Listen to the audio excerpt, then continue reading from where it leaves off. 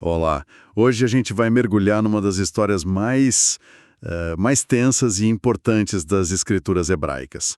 O relato do censo do rei Davi, que está lá no capítulo 21 do primeiro livro de Crônicas. É uma história cheia de camadas. Muitas. E as fontes que a gente tem aqui são trechos de bíblias de estudo, sabe? Com várias notas e comentários que vão ajudar a gente a entender não só o que aconteceu, mas por que isso foi tão decisivo. Exato. Vamos falar de orgulho, arrependimento, o custo real de um sacrifício. E como tudo isso acaba na fundação de um lugar sagrado. Uhum. Ok, vamos lá. A história toda começa quando Davi, aparentemente do nada, decide contar seus homens de guerra. E a primeira coisa que a gente pensa é: qual o problema nisso? Exato. Contar soldados não é tipo o trabalho de um rei. Essa é a pergunta-chave, né? Porque, à primeira vista, parece uma medida administrativa super normal. Qualquer líder quer saber o tamanho do seu exército. Claro. Mas, como as fontes logo apontam, o problema nunca foi o ato de contar em si, mas a motivação por trás da contagem. É aí que mora o perigo. E o texto já começa com uma informação que cria uma certa confusão, né? Ele diz que Satanás se levantou contra Israel e incitou Davi a numerar a Israel. Certo. Só que quem conhece a história lembra que num relato paralelo, lá em Samuel, a mesma história diz que foi Deus quem incitou Davi. Peraí, como a gente resolve isso? Pois é um ponto fascinante e que gera muito debate. As notas de estudo que temos aqui oferecem uma perspectiva teológica bem interessante. Uhum, O livro de Crônicas foi escrito bem depois de Samuel, e ele funciona quase como um comentário teológico da história, sabe? entendi.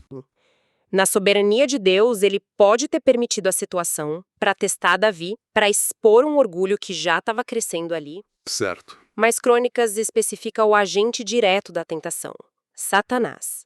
No fim das contas, e nisso todas as fontes concordam, a responsabilidade é 100% de Davi. Ele fez a escolha. Ele que tomou a decisão. Ele. O pecado foi trocar a confiança em Deus pela confiança na força dos seus batalhões. É quase uma mentalidade moderna, né?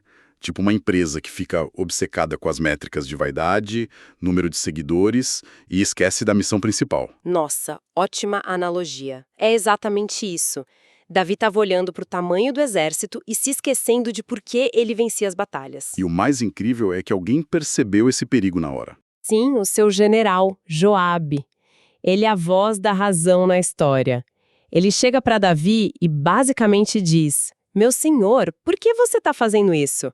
Isso vai trazer culpa sobre Israel. É impressionante a coragem do Joabe de confrontar um rei absoluto dessa forma. Totalmente. Ele não só questiona, ele praticamente implora para o rei não fazer aquilo. Ele chama a ordem de abominável.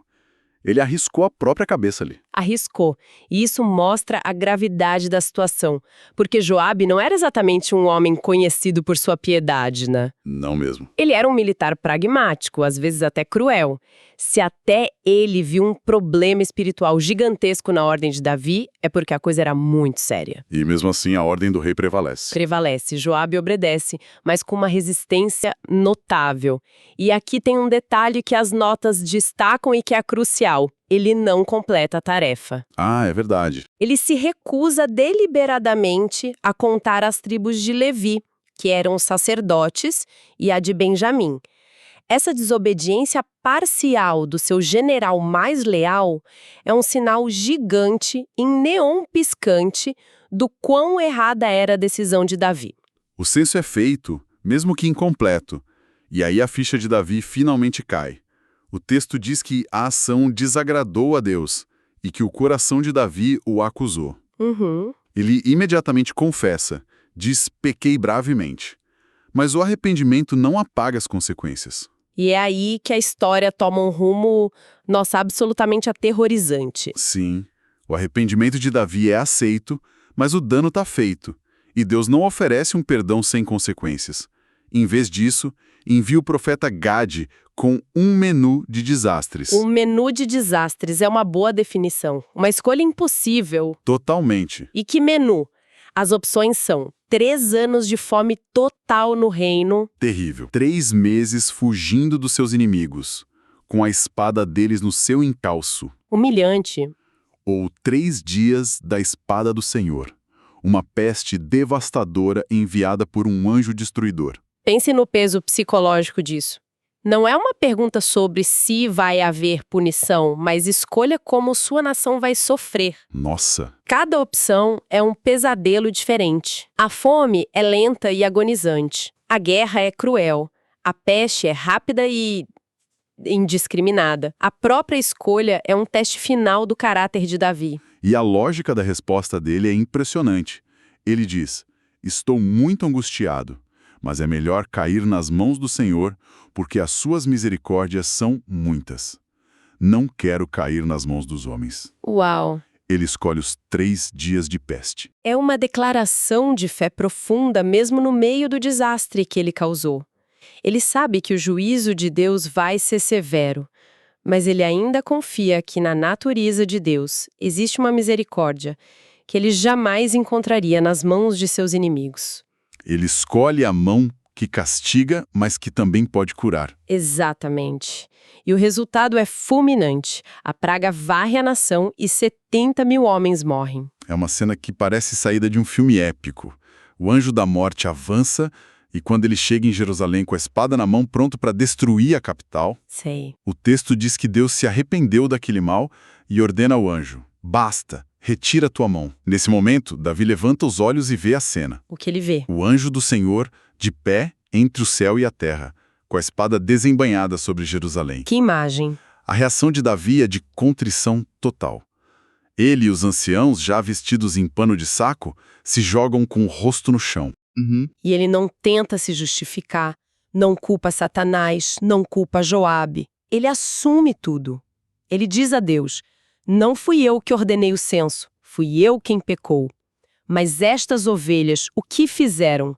Que a tua mão pese sobre mim e sobre a minha família, mas não sobre o teu povo. Ele se coloca como o pastor que falhou e tenta proteger o rebanho com o próprio corpo. Exato. Essa assunção total de responsabilidade parece ser o ponto de virada definitivo da história. É exatamente isso. É o que abre a porta para a misericórdia que ele esperava encontrar. E a partir daqui, a história muda de foco. A questão não é mais a punição, mas a redenção. E o lugar onde tudo isso acontece se torna o protagonista. Certo, então a praga para. Mas a imagem do anjo com a espada sobre Jerusalém fica gravada na mente de Davi. E a história não termina aí. Não. O local exato onde o anjo parou se torna o ponto central de tudo. O texto diz que era a eira de Ornã, o jebuseu. E é crucial a gente entender o que era uma eira naquela cultura. Não era só um celeiro. Era uma plataforma de pedra, geralmente no topo de uma colina, onde os ventos eram mais fortes para ajudar a separar o grão da palha. Um lugar alto, aberto. Exato. Um lugar de trabalho, mas por ser alto e aberto, era também um ponto de encontro, um lugar visível para toda a cidade. A ordem que Davi recebe de construir um altar ali não foi para um lugar escondido, foi para o centro das atenções. Davi vai até lá e Ornã, o dono da terra, o vê chegando. Ornã, talvez já sabendo da praga e vendo a expressão do rei, faz uma oferta incrivelmente generosa. Sim, ele oferece tudo de graça. Tudo. A eira para ser o local do altar, os bois para o sacrifício, o equipamento de debulha para servir de lenha. Basicamente, um kit de sacrifício completo, sem custo algum. Exato. Uma oferta nobre de um súdito leal. Mas a resposta de Davi é uma das frases mais poderosas e definidoras de toda a sua vida. Qual é a resposta dele? Ele recusa categoricamente e diz: de modo nenhum, faço questão de pagar o preço justo, não tomarei o que é teu para o Senhor, para não lhe oferecer holocausto que não me custe nada. Isso é muito forte. Muito. Um sacrifício, para ser um sacrifício de verdade, precisa custar alguma coisa. Um arrependimento que não tem custo é superficial. Davi entende que para a expiação ser real, ele precisa sentir o peso dela no próprio bolso, no seu patrimônio. Esse princípio é o coração de toda a narrativa. Sem dúvida. A redenção não é barata. E é aqui que as notas de estudo resolvem um quebra-cabeça que intriga os leitores há séculos. A questão do preço, né? Exato. O texto aqui em Crônicas diz que Davi pagou 600 ciclos de ouro pela eira. O relato em Samuel diz que ele pagou 50 ciclos de prata. A diferença de valor é gigantesca. Sim, é uma fortuna contra um valor quase simbólico. Isso parece uma contradição difícil de ignorar. Parece. E alguns estudiosos argumentam que pode ter sido um erro de transcrição, mas a coerência da explicação que os comentários oferecem é muito forte. De qual é? A interpretação mais aceita é que não são valores conflitantes, mas duas transações diferentes. Os 50 ciclos de prata teriam comprado o kit de emergência para o sacrifício imediato. Os bois, a lenha, o uso do local naquele momento. O custo da cerimônia. Isso. Já os 600 ciclos de ouro, uma fortuna de Estado, foram o pagamento pela propriedade inteira, pelo terreno completo. Davi não estava só alugando o espaço para um ritual, ele estava fazendo uma aquisição estratégica para a nação. Peraí. Então, o palco de todo esse drama, o pecado, o anjo da morte, o arrependimento, esse pedaço de terra de um sujeito chamado Ornã, é o mesmo lugar onde o templo de Salomão seria construído. Isso não pode ser coincidência. Nenhuma. E essa é a grande virada da história. As fontes deixam claro que a narrativa não é só sobre o perdão do pecado de Davi, é a história da origem do centro espiritual de Israel. Uau! O lugar mais sagrado do judaísmo nasceu diretamente de um momento de fracasso, juízo e redenção. Aquele local foi consagrado pelo pecado, pelo arrependimento, pela misericórdia divina e, crucialmente, por um sacrifício que custou muito caro. Então, quando Davi compra o terreno, constrói o altar e oferece os sacrifícios, Deus responde com fogo do céu que consome a oferta. É um sinal visível. O sacrifício foi aceito, a praga encerrada. O lugar do juízo se tornou o lugar da misericórdia. Precisamente. E o texto acrescenta um detalhe final para amarrar tudo. Diz que Davi não podia mais ir ao tabernáculo oficial, que ficava em Gibeão, porque ele estava aterrorizado com a lembrança da espada do anjo. Certo. Isso efetivamente consolida este novo local, a Eira de Ornã, como lugar agora escolhido e autorizado por Deus para adoração. A presença de Deus, por assim dizer, foi transferida para aquele ponto em Jerusalém. É impressionante. Uma história que começa com a arrogância de um rei e um senso catastrófico. Termina com a fundação de um dos locais mais sagrados da história da humanidade. O ponto mais baixo de Davi levou diretamente ao estabelecimento do ponto de encontro entre Deus e a nação. É um arco narrativo de uma força tremenda. Mostra que, na perspectiva bíblica, mesmo o erro mais terrível de um líder pode ser redimido e reaproveitado dentro de um plano maior. Certo. Deus não apenas perdoa a falha de Davi, ele usa as consequências dessa falha para estabelecer algo permanente e sagrado.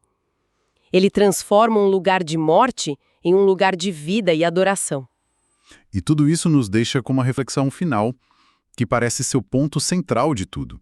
A história inteira gira em torno da recusa de Davi em aceitar uma solução fácil. Não oferecerei ao Senhor algo que não me custe nada. Essa frase é a chave. E isso nos leva a pensar, na nossa própria vida, quando a gente busca consertar um erro, ou quando se quer construir algo que tenha valor e que dure, qual é o verdadeiro custo que se está disposto a pagar? É uma boa pergunta.